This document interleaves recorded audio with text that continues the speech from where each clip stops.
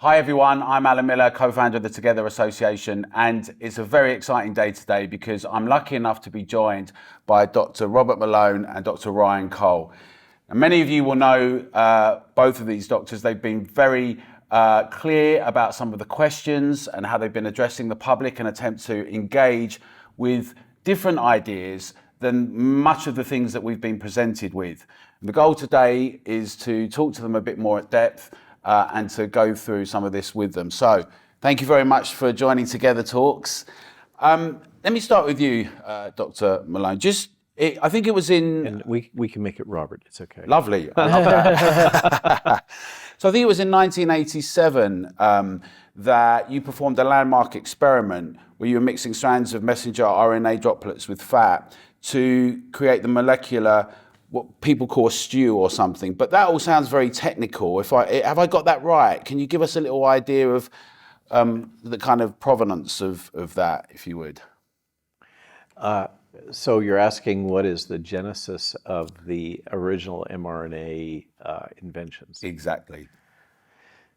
I was working as a graduate student in a postdoc lab at the Salk Institute in the molecular biology and virology labs, passionately pursuing a career in gene therapy. Right. I wanted to be a MD that would cure pediatric genetic disease. That was my dream.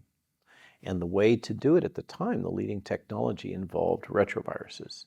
And San Diego was the place to be. The two leading people were there, Ted Friedman, who'd originally come up with the idea in the 70s, and Inder Verma, who had come from David Baltimore's lab and was really one of the world's experts in retroviruses, which is the main platform that was being used.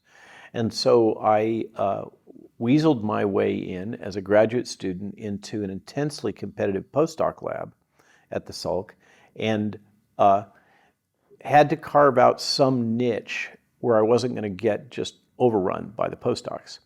And so that niche was how did the RNA assemble into a retrovirus particle? And I thought it was going to be simple. I could just make RNA and it would be genetically modified, have the things that I wanted, and then I could use the same technology that was used for putting DNA into cells, in cultured cells. I could use it for RNA, and everything would be hunky-dory, and I could do reverse genetics and cool science and get along with that. None of that turned out to be true. Nobody had really made large quantities of pure mRNA that could be used to produce protein in cells. And all the tech that existed at the time for putting DNA, this double-stranded version, into cells just didn't work. And I tried them all, and I spent quite a bit of time developing the recombinant DNA system and how to cook the RNA in large quantities.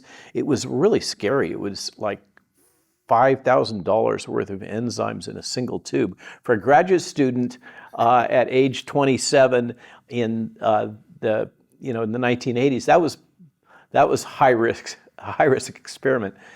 I got those things solved and still could not get the RNA into cells with liposomes. I went to UCSF, worked with Judy White, one of the top liposomologists at the time.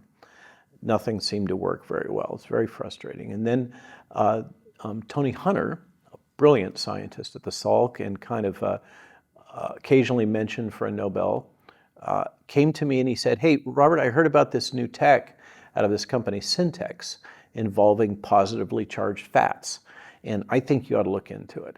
And so I made the phone call, set up the arrangements, and as a good graduate student, well-trained, I wrote initial patent disclosures, invention disclosures, and all that before we did that. And they couldn't, at Syntex, they couldn't get RNA to work for the reasons that I'd been banging my head against the wall for a couple of years, because they didn't know how to make it and all that other infrastructure stuff. So they had the positively charged fat tech at Syntex, and I had all of the manufacturing pure RNA and knowing how to detect it and all that tech. And they shipped me their reagent, and it was like, lightning. Suddenly everything worked. There was not a cell line at the Salk Institute that I could find that I couldn't put RNA into and get luciferase protein. This was the first real use of luciferase in this way also. This is this firefly protein that was actually used by Pfizer in their studies to justify these current jabs that are going forward, instead of actually using the protein that was the spike. So that's how that all came together. And then having done that, I was helping teach an embryology course, and I had access to a variety of different types of embryos, like frog embryos and chick embryos. And I just, kind of a lark, I said, well, let's see what happens if we take this and put it on that. Lo and behold, that worked. It's like nothing went wrong. Everything worked. It was an amazing time. And then the fight started over the intellectual property. Right. And there's a lot of discussion about that. But what I'd really like to get to, because a lot of people that will be watching, it'd be very good to sort of talk through with you some of the thoughts on this, because you've been quite vocal, and I'd like to hear from you now just some of your thoughts about, so obviously there's this technology. Some people were saying, well, it just got conjured up 6 months beforehand or whatever. That's what some people say. Oh, you're talking about the technology for these vaccines, which I had nothing to do with producing these vaccines. We're all clear on that.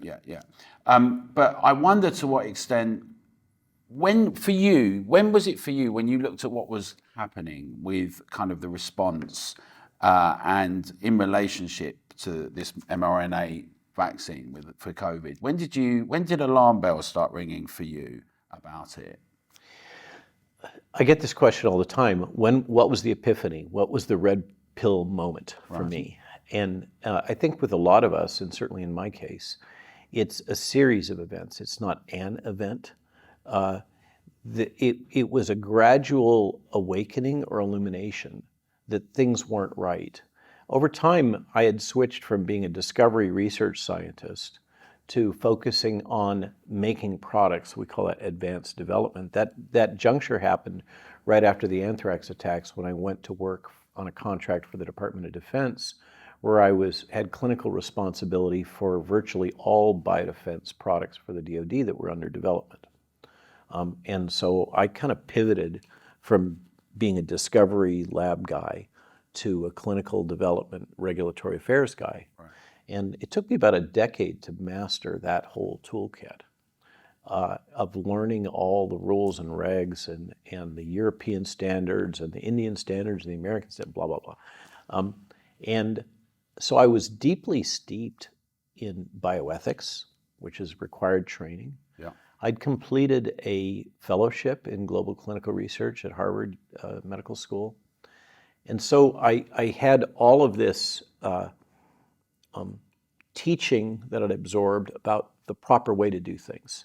And I was, when you go through that, you're indoctrinated in that if you do this thing wrong, the FDA will come down on you. If you do this thing wrong, the FDA will come down on you. You could lose your license. You could get a 483. You could never be able to do clinical research. All this stuff, okay? And then suddenly, none of it seemed to matter.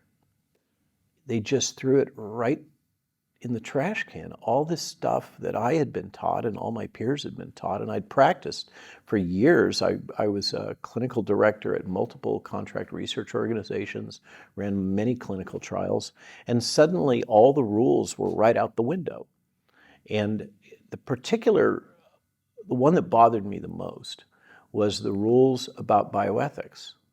And bypassing that and the failure to provide informed consent, and at the time it was coercion and compelling, in particular, children.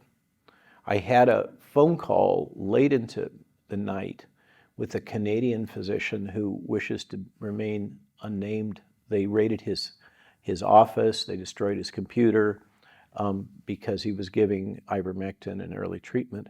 And before all that happened, he had been on the phone with me just talking to me about what was happening in Canada. And giving ice creams to get children to accept the vaccine. Right. And these practices that I knew as a clinical researcher, if I designed a clinical study in which I said I was going to do these things, the oversight group would have said, "Are you crazy? Go back and rewrite your protocol. There's no way we would allow this." And yet that was now the norm. That he begged me to intervene in some way with the Canadian regulatory authorities. And I had to say, I know American regulatory people, and I can call people and get stuff done, but I don't have contacts in Canada. And I woke up the next morning. Jill and I are both trained. Jill Glassell-Malone, my partner in all this, Dr. Jill. And we're both well trained in bioethics. And I woke up with the aha moment that there was something I could do for him and for Canadians, which was to write an essay on the bioethics and what was going wrong here.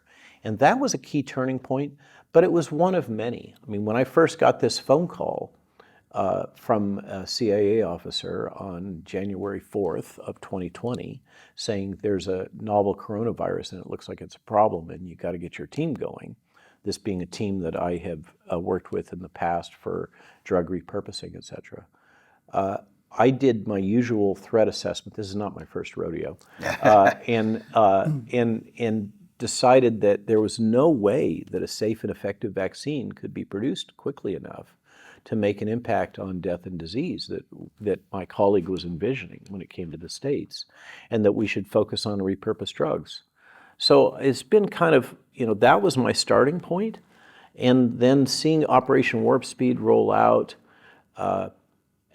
When there was a Canadian scientist who obtained the Common Technical Document, is the formal phrase, which is the dossier that Pfizer had to submit, and they submit the same dossier to every nation state. Okay, it's a Common Technical Document, European language, and so they had submitted the Japanese one. And most of it was in Japanese, except the data tables and figures and legends were still in English. And so I was asked to review this when it was first discovered on a Japanese regulatory server. And I was shocked. I couldn't believe what Pfizer had submitted was being allowed to justify human clinical research and clinical trials and then subsequently the jabs. And so I took it to a more senior regulatory professional colleague of mine and asked him, "Am I missing something?" And he said, "Oh no, everything you think is wrong here is in fact wrong. And there's a couple of things that you missed that are also wrong." And so that also got written up as an essay, and that was another kind of pivotal one. And then in this cascade of events, I was still assuming that what was going on was that the drug companies had somehow hoodwinked the federal government because this new tech and I knew the FDA didn't have the depth of knowledge that I had about these formulations and the technology and the assays and all this kind of stuff. So I was assuming that the FDA was acting in good faith, right, and that they just weren't aware that they were being bamboozled. And so I arranged for a phone call with Peter Marks to go over my concerns based on this Common Technical Document. And we had that Zoom call together. I thought it was just going to be scientist to scientist, and we could talk turkey. Chatham House rules, my understanding, is the language that's used here. Yeah. And instead, a PR officer from FDA was on together with him, and I voiced my concerns. And he said, "Well, I've received much more data now from Pfizer, and I've reviewed those data, and I have no concerns about any of these things. They've really addressed all the things that you're raising." That turns out, in retrospect, to be the data package that Pfizer and the FDA tried so hard to keep from any of us seeing. And any of us that have reviewed those data now would say, if you did a rigorous job reviewing that, there's no way you would have said that you had no concerns. So I, frankly, was lied to. And then I took the jabs of necessity because I wanted to travel. I had long COVID. Supposedly that would help. And with the second one, I developed a cluster of symptoms that we now know are classic adverse events. We didn't know then.